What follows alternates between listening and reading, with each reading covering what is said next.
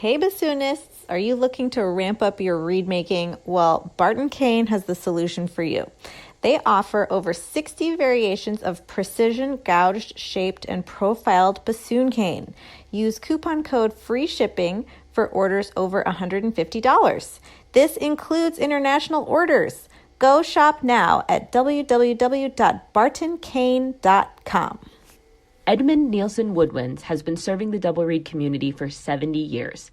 Nielsen sells a wide variety of oboe, oboe d'amore, English horn, bassoon, and contrabassoon reeds and cane, as well as reed-making accessories, reed cases, and lafrex. And of course, they have the classic Nielsen wedge knife, which features a double hollow ground with a choice of handle size. In addition, they have many other knives available. Nielsen has long been known for their large Heckle bassoon vocal inventory. Fill out their online trial form to start a trial and find the perfect Heckle vocal for you. For all your DoubleReed accessories, Nielsen is ready to help you. Hi, I'm Galit Kaunitz. And I'm Jackie Wilson. And you're listening to DoubleReed Dish, a podcast for oboists, bassoonists, and the people who love them.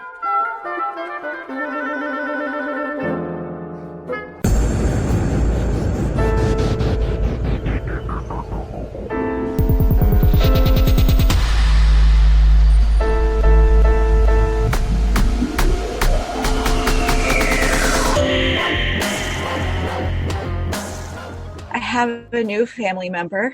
She is a beautiful 50-pound dog named Luna, and I love her so much. It's only been 4 days, and I love her so much. Yay! Yay! So I've officially entered the world of dog people. Yes, and it's been a long time coming, and I feel like for a substantial part of the consideration process, I was the only person on Team Get a Dog with you.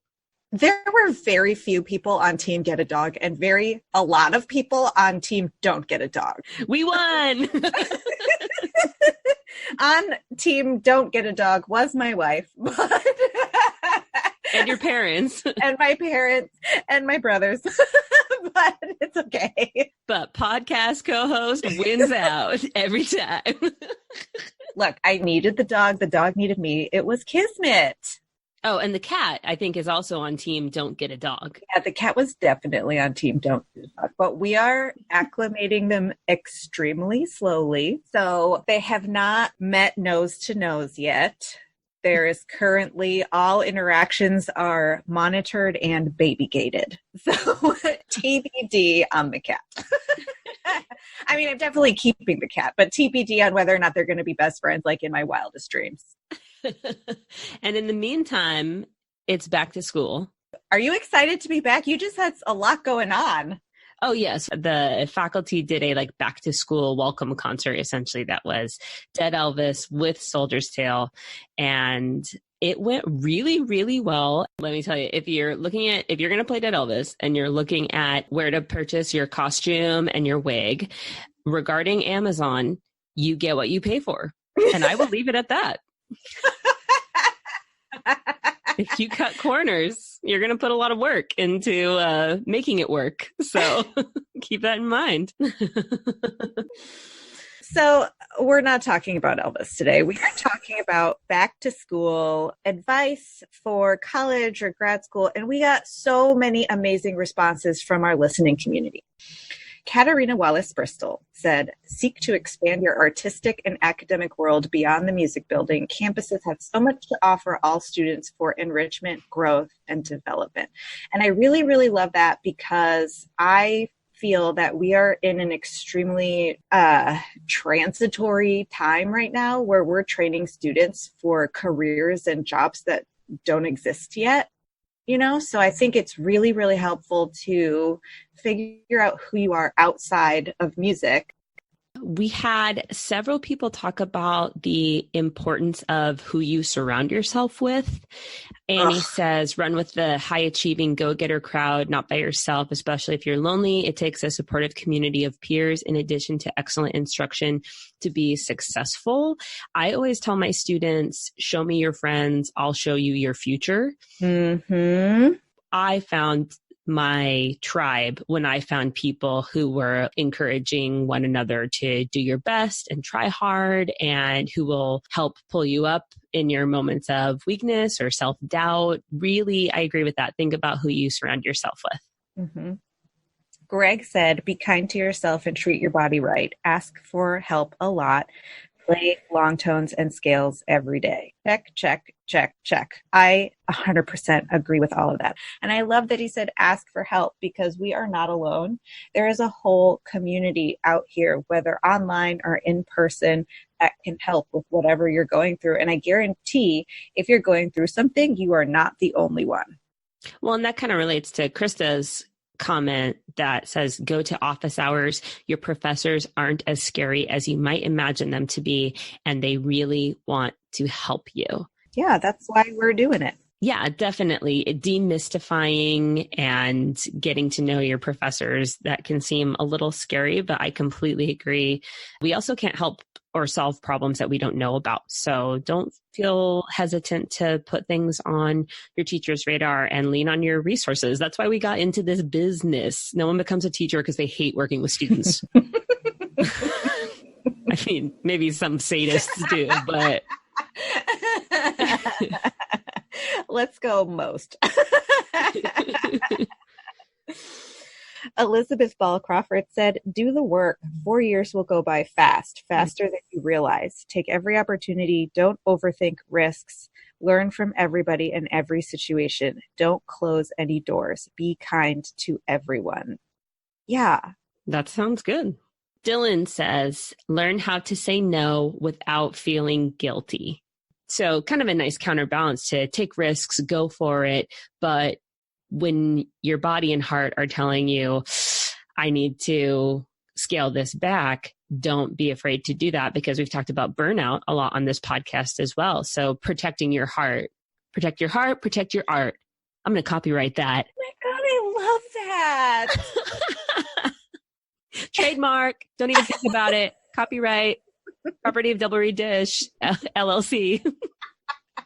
That's so generous of you to say DoubleReed Dish and not just Jackie Wilson. Well. Christy Selkeen and Maria Tavani both said go to summer music festivals.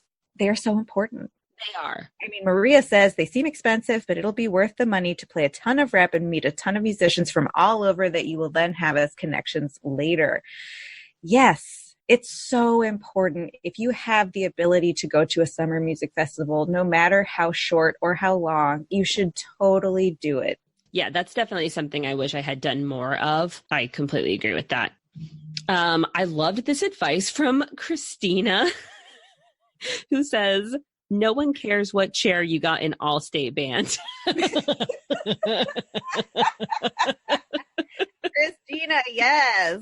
Christina, I love the level of snarkasm. You just trademarked snarkasm.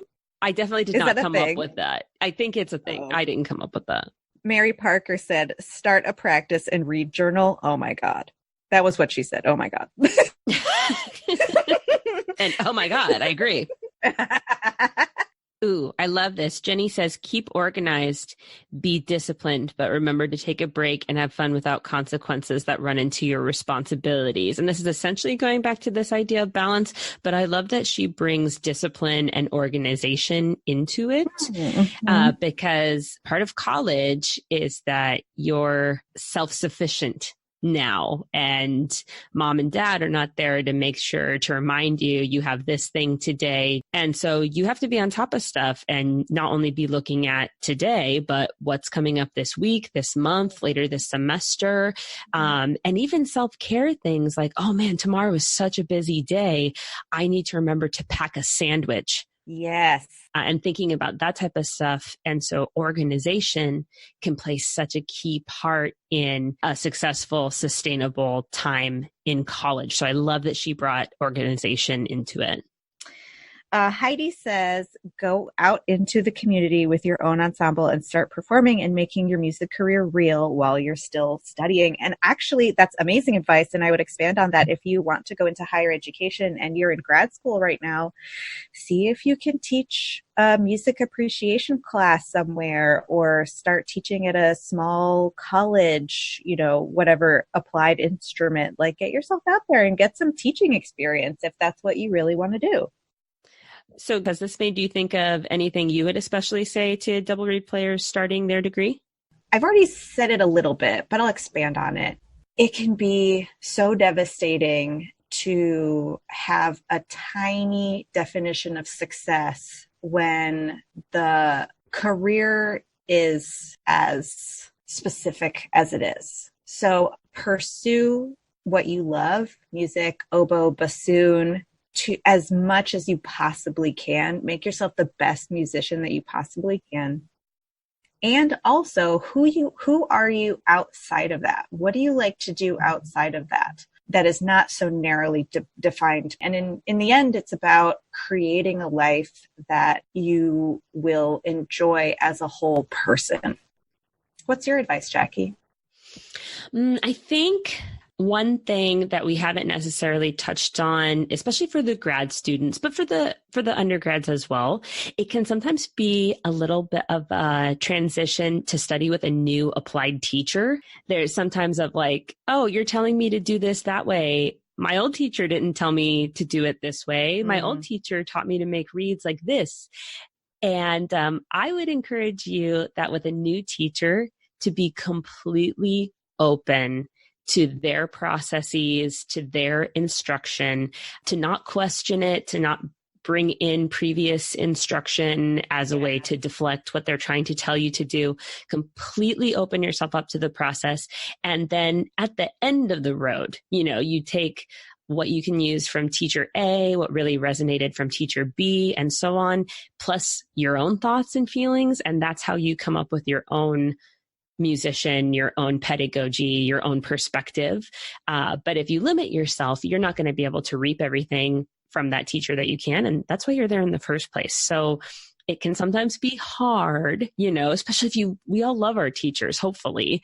And if it's like, no, this person I love told me to do it this other way, but try to unpack that baggage and leave it at home and just completely immerse yourself in this new environment and this new process. And have fun. Enjoy the school year. Enjoy your life. Oh, yeah. Have fun. Eat cheese. Get a dog.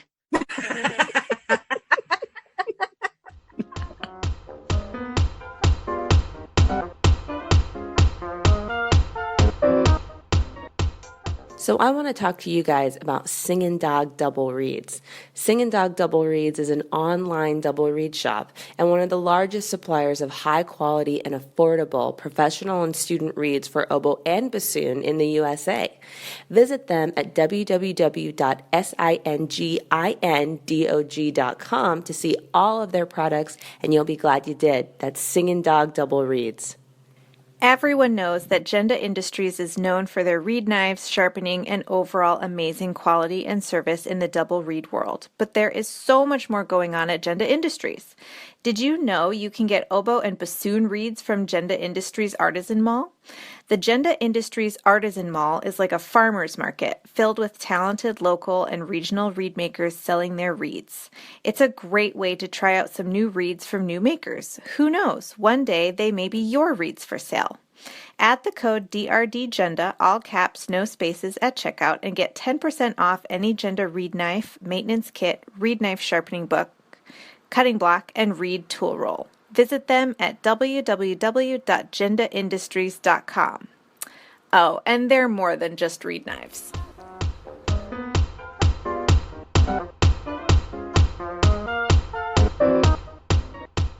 Welcome to the podcast, Steve Vacchi, professor of bassoon and chamber music at the University of Oregon. Thanks for appearing on DoubleReed Dish. Thank you so much. I'm excited to dish. How did you start playing the bassoon? Well, I grew up in Rhode Island, and I went to public schools. And where I grew up, we started instrumental music in grade 5. but wisely they didn't offer the so-called tricky instruments. So no double reeds, no tuba, no horn. I think that made a lot of sense. They wanted to get people going on something. And then if you had the initiative or the craziness, then they would let you move on to a different instrument. So I had already played piano and a few other things, recorder, even a little bit of mandolin prior to that. But I did start on saxophone. And it didn't take long. I think it was about 6 months into grade 5 when my band directors finally relented to my pestering that they let me try the bassoon. So I was quite young. I was 10 and a half when I took a bassoon home, and it was a Friday. I actually remember the date, which is sad or random. And I brought it to school on a Monday, and everybody was freaking out. And the director said, "Why don't you play something for them?" And I played C major scale going down to low C. And when I got to the low C, the room erupted. And I was like, that's all I have to do to get notoriety. Exactly. I'm in. So yeah, that was pretty much it. But I was a doubler with single reeds pretty well through high school, kind of a reed 5, bass clarinet, bari sax, those sorts of things. So the notion of playing multiple instruments has always seemed normal to me, and that's continued pretty much through my career. Talk us through your educational journey and your journey toward professorship. So like I said, I started quite young, and it was maybe a year and a half before I had systematic lessons with, a real bassoonist. But I also spent 5 summers away at a wonderful music camp in Maine, where I had a different teacher, and that was Bob Reinert, who was a Petsy student from Eastman. Perhaps his most famous student was Chris Wiett. And so he was, in a way, a generation past, so kind of a grand teacher.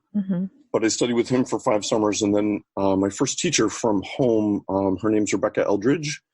She's delightful teacher, wonderful reed maker. She also teaches piano and plays in the Vermont Symphony. So I had several teachers in those early years, and thank you to all of them because they were really patient. I don't think I was particularly easy.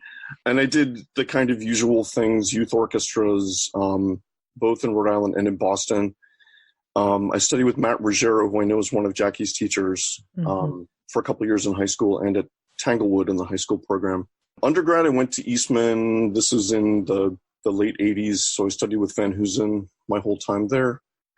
And then I went to Yale. I started my master's at Yale with Steve Maxim, but I needed a break from school at that point, so I took a leave of absence and never went back. Wow. I know. I joke that I'm a proud Yale dropout.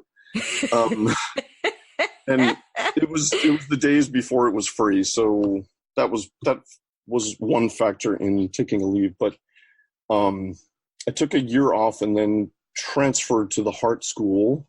I know that's Galit. You went there, right? I did for my undergrad. Yeah. So I went there just for 1 year. I barely remember it, but they considered me a transfer master's student, and I finished in a year. Great. And then I did my doctorate at Louisiana State with Bill Ludwig. And I was very fortunate that at the point that I was ABD, I got a job at Wichita State, which is one of those package jobs. You teach at the university, play in the quintet, and play principal in the orchestra. So I did that for 4 years. And then I came to Oregon in 2000. So I'm coming up on 20 years here. Oh, that's fantastic. When you said you say you're a Yale dropout, all I can think is that Grease song, Beauty School Dropout. Yes. But Ivy League dropout. Ivy League dropout. Yep, that's me. So you're obviously a fantastic player. What drew you to higher ed as your main career path? It's a really fine question, and I think about this a lot when I'm talking, particularly with grad students, about where they want to go and what they want to do. I thought forever, like from honestly, when I was 11 years old, I knew I wanted to be a musician. So super nerd. And I remember they were probably, junior high sort of orchestral arrangements that I got to play. And I thought there's nothing more fun than this. And until pretty much the end of my time at Eastman as an undergrad, I was certain that I was going to do the full-time orchestral path. But I don't remember if there was some epiphany that happened or I just was like, wow, I need to do more school. I need to work with more fantastic teachers, and I'm not done with this yet. So even going to grad school, heading off to Yale, that was a bit of a hasty decision. I threw it was a cassette at the time, in the mail to Maxim. I was like, I think I better go to grad school. I don't know what else to do. I had actually been playing a little bit with New World Symphony at that time, and there were still original members in the group, but they didn't have an established protocol like they do now with substitutes and even the time limit that they have for membership in the orchestra. So what I remember at the time is that Michael Tilson Thomas, he wasn't going to, throw people out. And so I think some of those original players maybe had more than 3 years. Anyway, there really wasn't anywhere for me to go, even though I was possibly on that path. So that was my decision, and I don't regret it in the least, because I'm a school nerd. I always have been, and this was the right decision. And what's been really interesting is that I've always had orchestra jobs, and I feel like part of what I've been able to do is really dispel the myth that if you teach, you do that because you're not such a great player or you didn't have success with orchestral auditions. I've been doing more than 70 performances a year for at least the last 20 years, maybe longer. So yes, I chose academia because it was the right fit for me, and I do love teaching and love that challenge. But I feel like I really want to try to do as many things as possible in this very narrow world of bassooning. The end. I would like to go back a little bit and ask you about when you were an Ivy League dropout. Yes. And Burnout is something that I have a lot of familiarity with, and I'm sure many of our listeners have experienced in the past or are currently experiencing. Sure. Could you describe your journey out of burnout? Because when you're in it, it feels never ending. So how did you get yourself out of it? It's interesting. Again, it's been a long time, so I'm reflecting back quite a while, but I had just finished, a pretty intensive time as an undergrad at Eastman, where I did work really hard. And that summer after I graduated, the Eastman Wind Ensemble did a tour of Japan and a live recording there. And then I went right to one of the American Soviet youth orchestra tours. And this one was sort of infamous. It was wonderful, but it was also infamous because we went to something like 12 countries, and it was 8 or 9 weeks long, and everybody was just kind of destroyed by the end of that.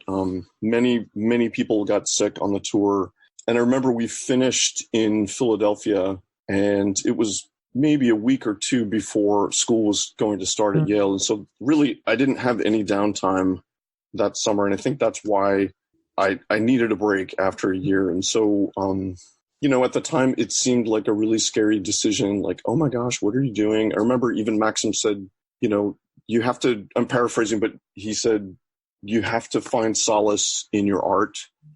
And I think he was genuinely concerned that I might not come back to what I was doing. And that was never my intent. I needed to hit the pause button. And that amount of time was ideal, because when I chose to come back to school, which was only a year later, I had all the batteries recharged and I was ready. And I knew shortly after that I was going to commit to not just finishing my master's, but doing a doctorate and doing the whole thing. So for me, it was the right amount of time, and I was still freelancing and teaching some private lessons, but I had a day job.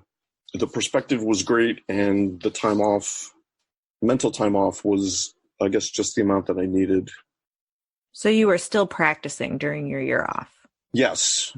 In some ways, I was practicing with more focus because practice when you're out of school, I feel like is different. And we know that well. I mean, when you're working full time, practice time is precious and you have to be very efficient and focused. And it's maybe different than I'm going to be working on the top 20 excerpts every single day. It's not reality. It might be one of those if you're playing, Figaro that week or something. Yeah, you're going to dust it off, but you don't have the luxury of many, many hours per day toward that goal. So yeah, I was practicing. I was teaching some private students. I was still living in Connecticut, and there's plenty of freelancing there. At least there was at the time. So that was good, but I'm fortunate that it was enough time off to, as I said, recharge and keep me going. In fact, I haven't had a break since then. I'm about to take. I'm just now taking my first sabbatical in 24 years. Wow. Yeah. So that was a good recharge. What does your focused practicing look like? For me, focused practicing is, I'd say, project dependent. I'm in my studio right now and I look over at where I have a music stand that's got kind of my work in progress, whether it's orchestral, chamber, solo, something else. Those things are piled up and I usually have little Post-its with the dates on them when I have to have that material ready. So it's focused on whatever's coming up next. I do kind of operate short-term, medium-term, long-term. So there may be things on that music stand that are several months off or even longer, but sometimes a visual practice, practicing away from the instrument or just marking things in a part, and then I can let it sit for a while. That seems to work pretty well for me. I don't like cramming. It's not my favorite thing to do, but focus practice for me is probably a short warm-up that's hopefully sensible.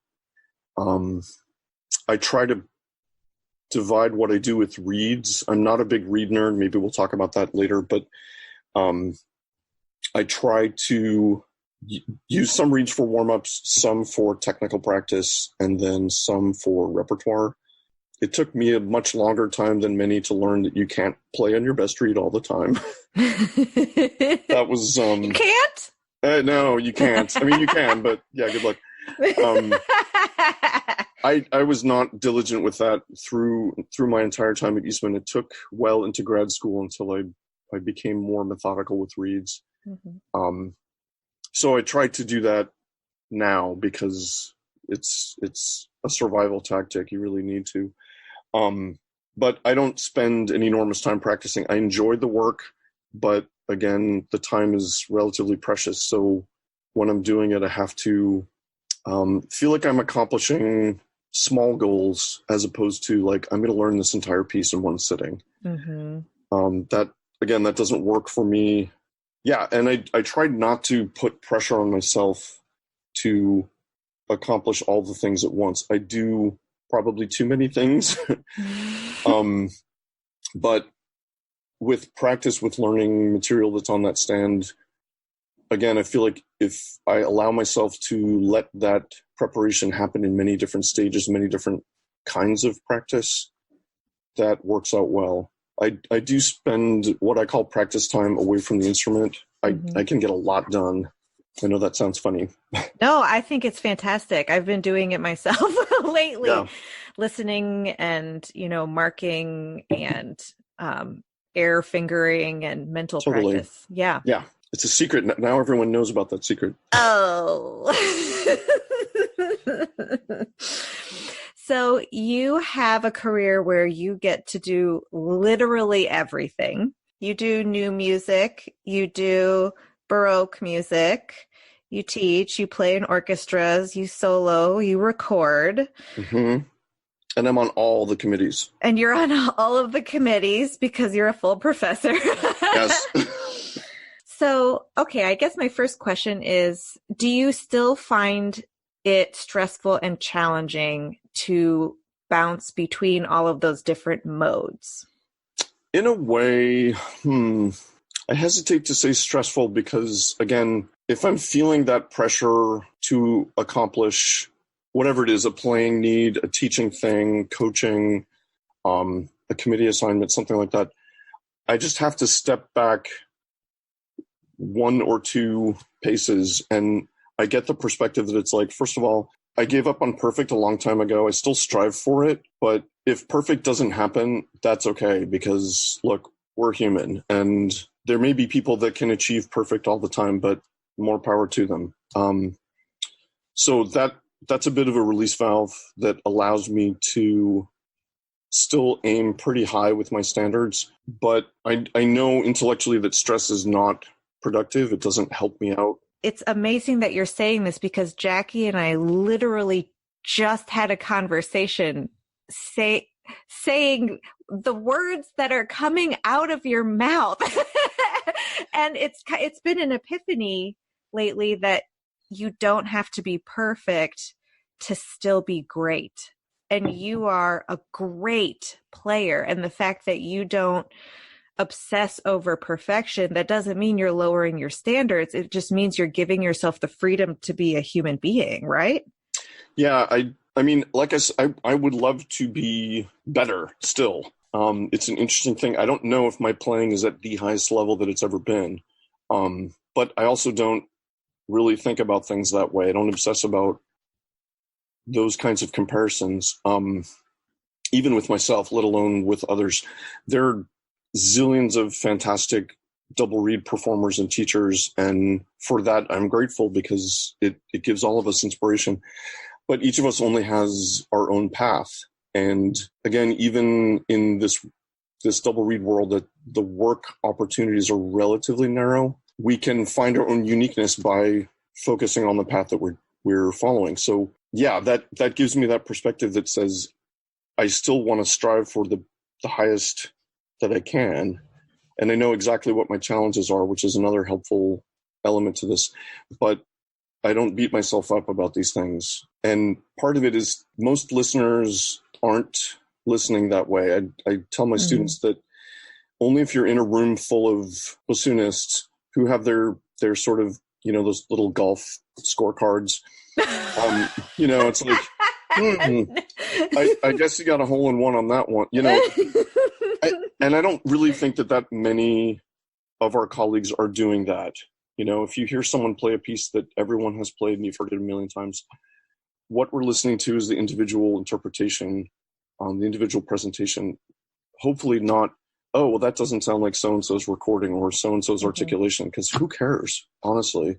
So if you're not thinking about being perfect when you're performing, what are you thinking about? I'm mostly, this sounds really nerdy, but I'm mostly thinking about how can I best honor what's on the stand. I'm not a composer, and so whatever music is on the stand, I have to, in a way, thank the composer for that, because otherwise I'm improvising. And I do some of that, but not not on a basis that we're accustomed to. I'm not trained in doing that. So I have to draw on my experience and education and all of that to do the best that I can with the style, with the composer, the material that they've given us, whether it's a famous composer from the past or someone living who's in the room, hoping that their premiere goes well. My duty is to do the best that I can interpreting what's on the page.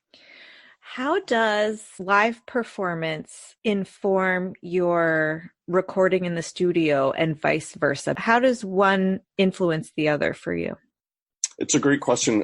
I feel like in live performance, again, I'm quite an optimist, so I'm couching it in that frame of mind, that we're the conduit, again, for that music on the stand to the listener. There's that connection with whomever's there, and it doesn't matter if there are 5,000 people in the audience or 10.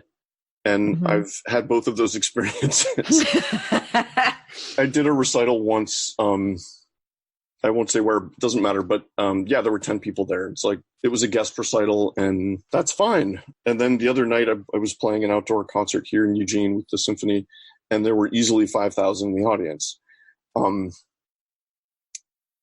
I think when you play and you know that there's someone listening, the tendencies that we play a little bit differently than when we're by ourselves, or, you know, you're at home playing for your plants and your pets.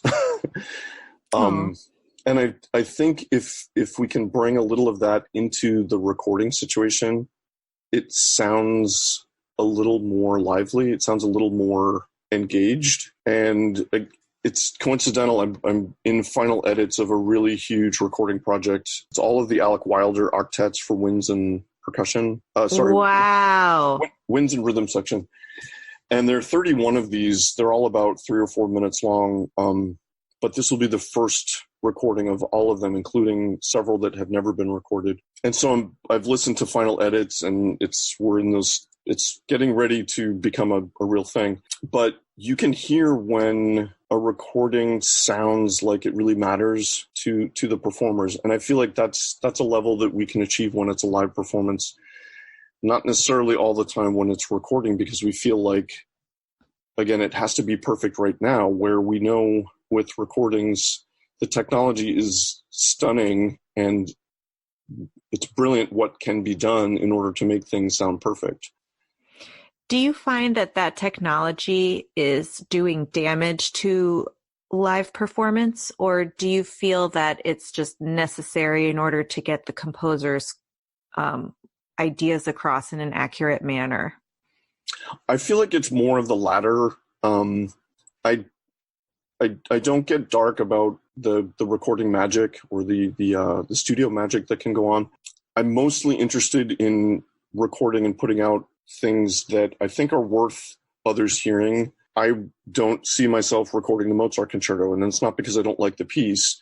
It's just been done many, many times extremely well, and I don't feel like I have something to bring to it. That said, I feel like there's a lot of repertoire that should be better known. And thinking about a live performance versus recording, that it raises the level to which we're expected to perform, because some concert goers are hoping for and expecting a perfect performance, or one that sounds like, you know, their favorite recording of whatever piece.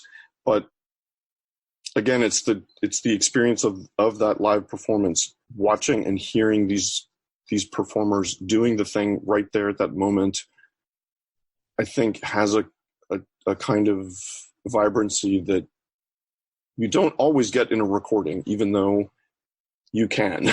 It's possible, but I think it's a very different thing to witness a live performance. You've also recorded solos as well as part of an ensemble. Have those experiences been different, and have you been able to glean different insights from the varying experiences of recording? Actually, I've only recorded one solo piece that Jackie got to hear a couple movements of at the Meg Quigley Symposium this past January. Was that different? Yes. It also was a recording that I did when I was a doctoral student. So relatively speaking, I was young. I think it was the first time that I really felt both the pressure of getting it right and also the sort of release valve of, oh, we're in the studio and there's a way to do this with multiple takes and we can stitch things together and make it sound like it's perfect. So most of the recording that I've done has been small ensemble or large ensemble, chamber music, mostly orchestral, and some wind ensemble things. But yes and no. I mean, I think once you do a recording, you know some of the protocol that goes into it, some of the things, like it is totally fine to completely biff something and know that you get another chance. The clock is running, and so your time is money in that situation. But to get beyond the notion that it has to be perfect the first time, I think is extremely liberating. Switching gears a little bit, I'd love to hear about your journey into contemporary music, new music, and what's in it for you in terms of exploring that literature. Sure. I feel like I started keeping track of the contemporary music that I had performed during my undergrad time, and I feel like it was because of the application for Tanglewood Music Center. It was always the case that they were kind of looking for someone who had a decent amount of contemporary music experience because of, I think they do a week of that each summer.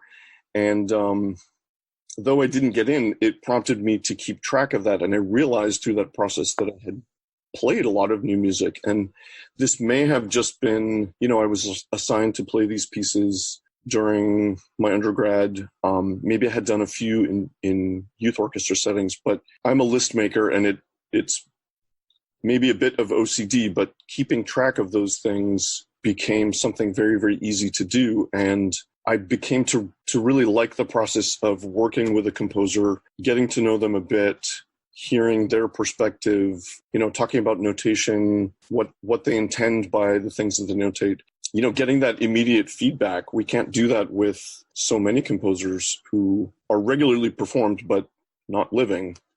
We make our best guess based on scholarship and experience and what we've learned from others. But when a composer is there, they can tell you exactly what they want. And again, I feel a duty to promote music of living composers. So these things kind of went hand in hand, and it's not the only thing that I do, but it has been sort of a facet of my career that people may think of, like, oh yeah, Vacchi plays a lot of new music. You also play a lot of old music. I do. Yes. I do all the things. Can you talk more about the intersection of the two, the very new with the very old? Because in my experience, I found that people who really love playing brand new music also really love playing Baroque music. Can you talk about that a little bit? And is that something that you've noticed as well? I have noticed that, and it's certainly not everyone who does one or the other is equally enchanted by both. I wonder, this is off the cuff, but I wonder if it's a related point of view, because with a composer who's right there with you, that maybe you're working on a premiere and they're giving you notes, it's a form of scholarship that performers of, as I call it, ye old music, we spend time trying to figure out what exactly did the composer mean at that time. How can I place into context this piece on this crazy instrument with no keys and these goofy reeds? So I wonder if there's a sort of a parallel there where you can investigate through scholarship, recordings, learning from others, listening to other pieces by a composer from the way back, where that has a relationship with getting to know a composer who's right there with you and hearing what they intend with a piece. It may be just a living version of something that is non-living. I know that sounds very simplistic, but I wonder if that's what a lot of these performers find intriguing about doing both.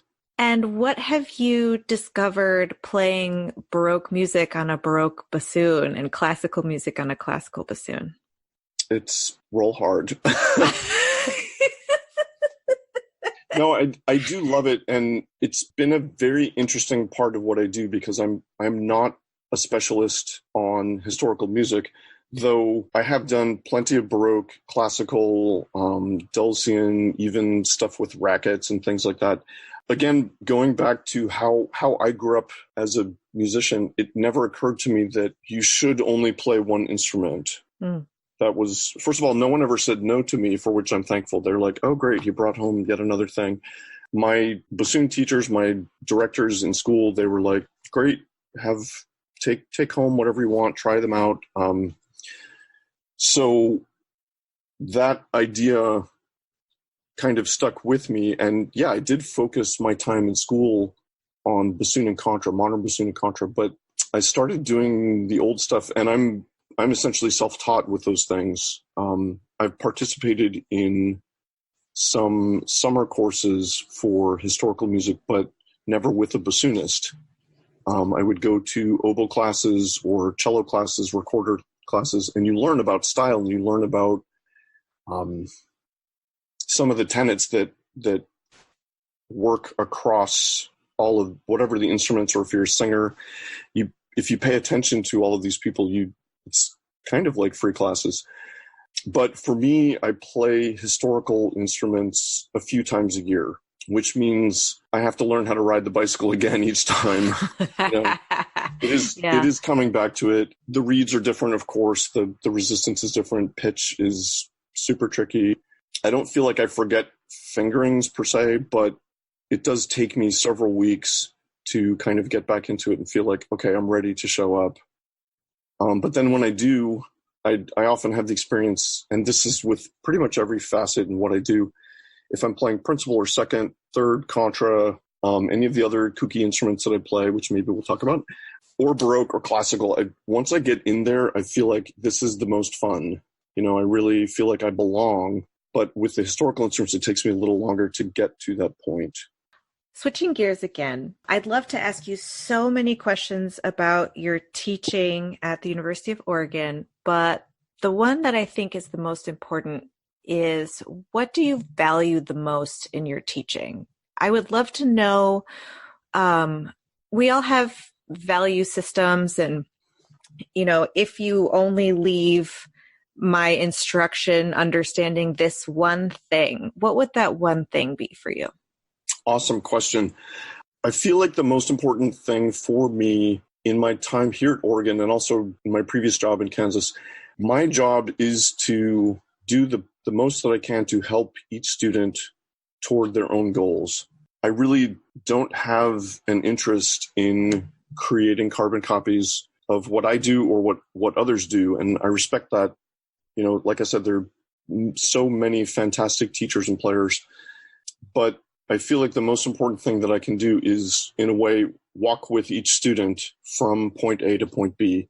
And their point A for each student is different, of course, but their point B is also different. I don't feel like I need to make everyone an orchestral player or make everyone a soloist or make everyone a quintet player. It's really helping them to become better adults.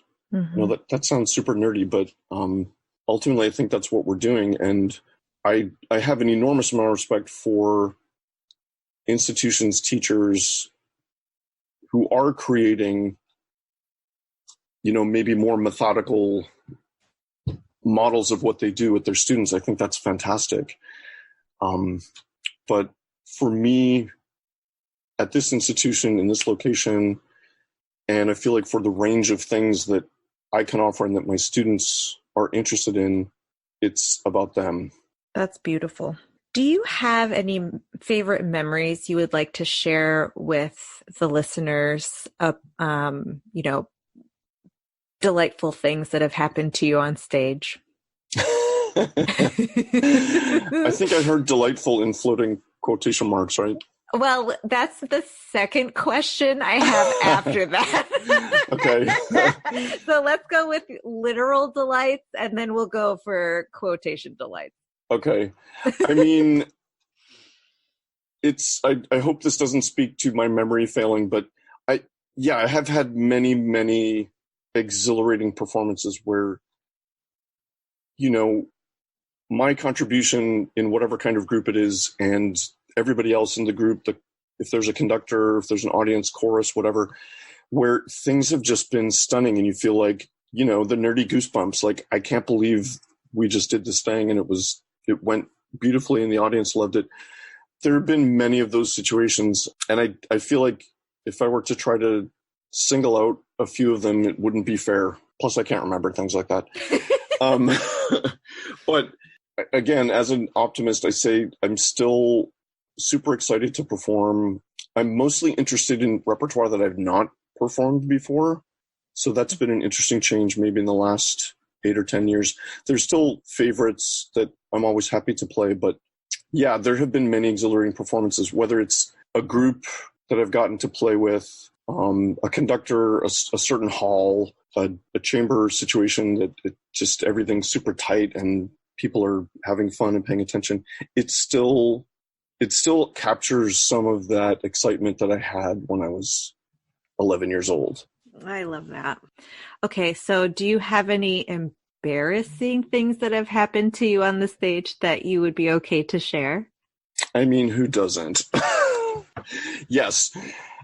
I can remember, again, growing up as a doubler, I can remember one situation that it wasn't as embarrassing because the stakes weren't so high, but in my hometown, I was playing with a community band, and I was playing multiple instruments. I don't know, tenor, it might have been tenor and alto and bassoon. And it was a concert, and I got there of course, I was being driven. I wasn't old enough to drive. So I got there and hauled all the instruments in and got set up and realized that my bassoon reeds were sitting at home. Oops. So, yeah, and, they were diligent. I had soaked, I was like, I'm going to soak them before I go to the show. I don't know why, but I left them in my room. I know. So, yeah, that was awesome. I probably figured something out, played bassoon parts on the tenor sax or something like that. Oh, no. But again, the stakes weren't super high. It wasn't like, I was showing up to play Rite of Spring Principal or something like that. I would say that was a good learning experience. So that happened when I was quite young. And so I double, triple, quadruple check most of the time.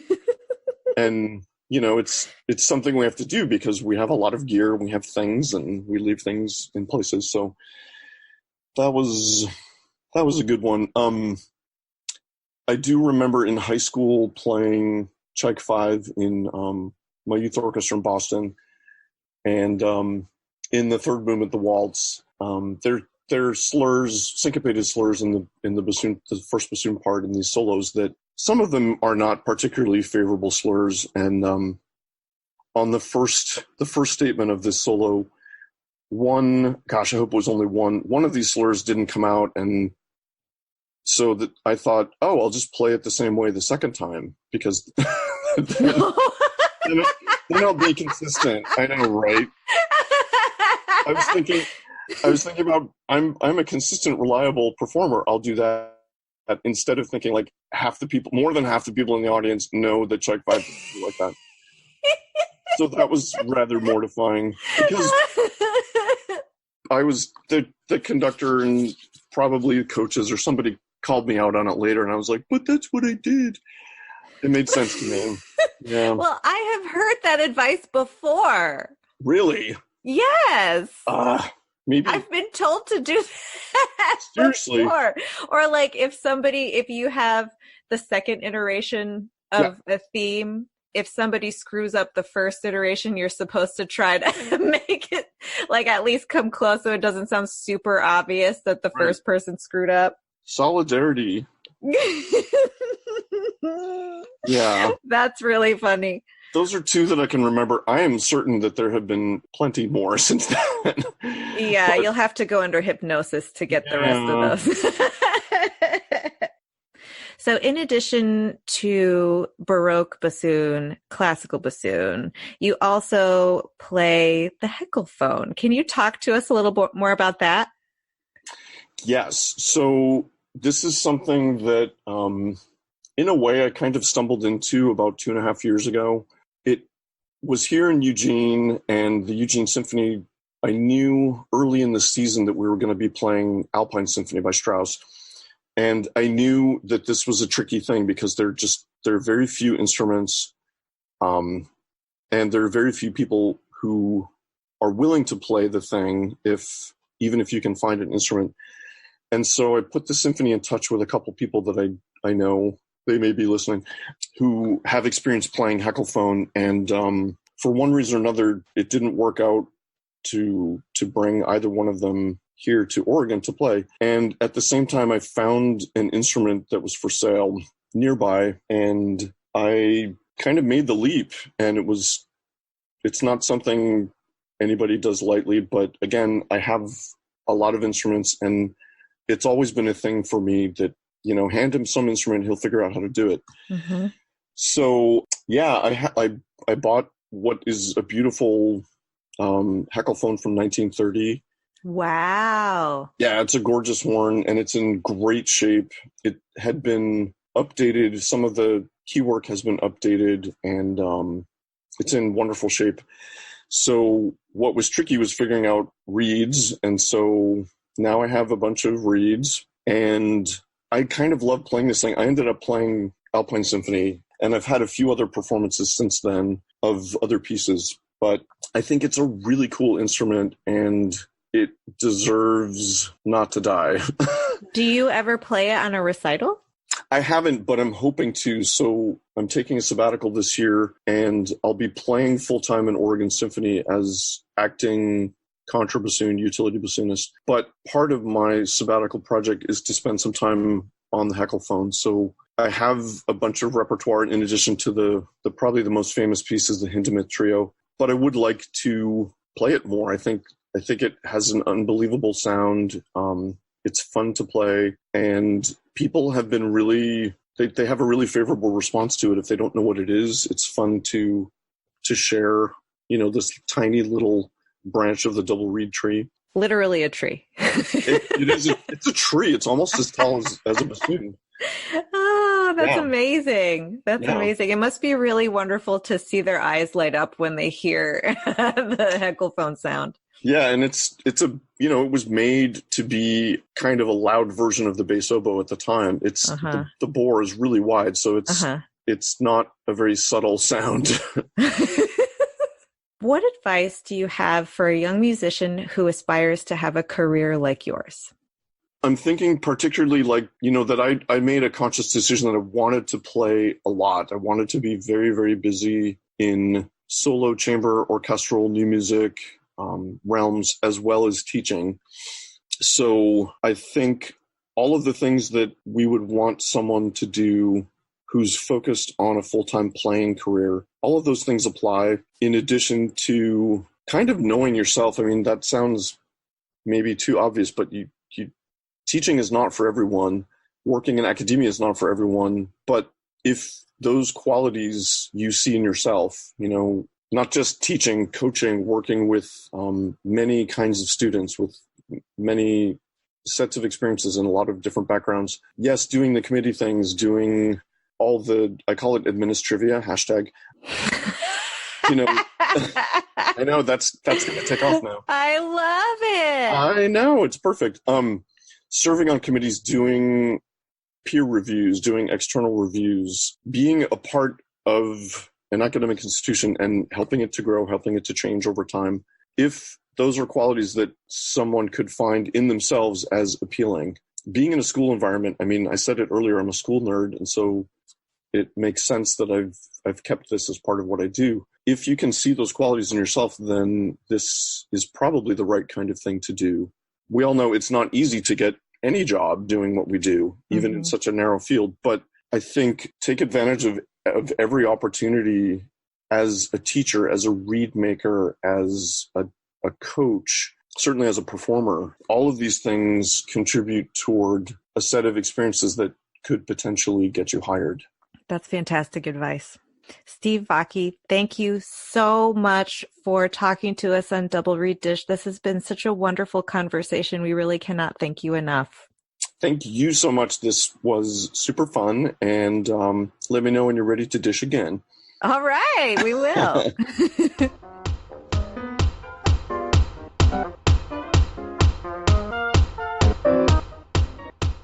We hope you loved that interview with Steve Vacchi. And since we never have enough time to talk about all the things we needed to talk about in these interviews, he wanted to be sure that we mentioned that while he was at Yale, he studied with Frank Morelli.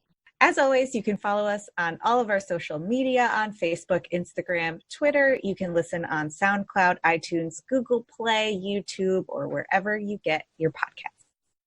Be sure to tune into our next episode where we will have Eurydice Alvarez, assistant professor of oboe at Baylor University. That'll be hip. Galit, time to end this nerd parade. Go make grades. Go get a dog.